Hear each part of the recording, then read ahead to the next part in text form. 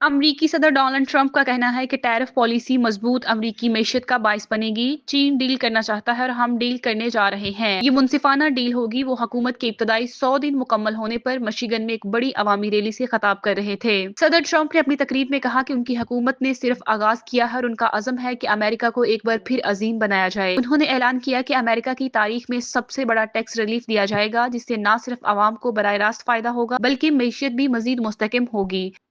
उन्होंने अमरीकी फौजी खर्चात में 12% इजाफे का ऐलान करते हुए कहा है कि हम एक मजबूत फौज और कम टैक्स का निजाम चाहते हैं। सदर ट्रंप ने कहा कि अमरीकी फौज बजट को $1 ट्रिलियन तक बढ़ाया जा रहा है ताकि मुल्की दफा मजीद मजबूत बनाया जा सके। उनका कहना था कि नेशनल गार्ड को 21 जदीद F-15 जेट तैयारे फराहम किए जा रहे हैं, जबकि अमरीकी सिक्योरिटी को बेहतर बनाने के लिए मिशिगन बेस को मजीद मजबूत किया जाएगा। सरहदी सिक्योरिटी से मुतालिक सदर ट्रंप ने कहा कि अमरीकी सरहद को महफूज बनाने के लिए गोल्डन डोम नस्ब किया जाएगा, जो एक जदीद हफाजती निजाम का हिस्सा होगा।